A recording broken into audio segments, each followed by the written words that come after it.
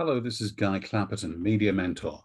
Today, I've been thinking a little bit about Amazon's row with Visa. The details are very simple. Amazon's not going to deal with Visa credit cards after the middle of January, conveniently after Christmas and after the January sales, you might think. Let's leave that to one side. The question I have to ask is, why are they having this row in public? What objective is there in making everybody aware that this is going on behind the scenes? It troubles me when I start to think about why people are telling me things when I'm reading about companies in the press. It was the same as when I was a very young reporter on a magazine called Microscope, which was a computer trade publication.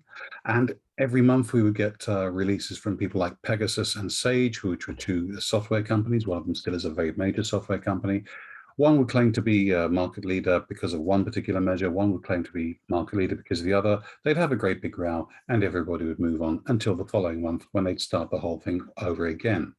I was never persuaded why they had to do this every single month, what the objective was behind releasing those things, other than to fill column inches for me, which was great. I loved a little rouse story, but I don't think it did an awful lot for their dealer channel and for their users, who were the important people in the equation. The journalists really don't matter. We don't think that we like that, but we're not important in this.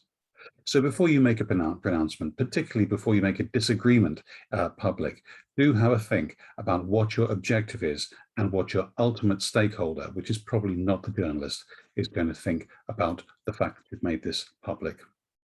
And if you'd like any practice, if you'd like any advice on media communications, if you'd like a media training session, please do get in touch with my assistant, Nikki, that's Nikki at clapperton.co.uk, and she'll be very pleased to set us up an initial meeting. Thanks very much indeed. I look forward to speaking to you.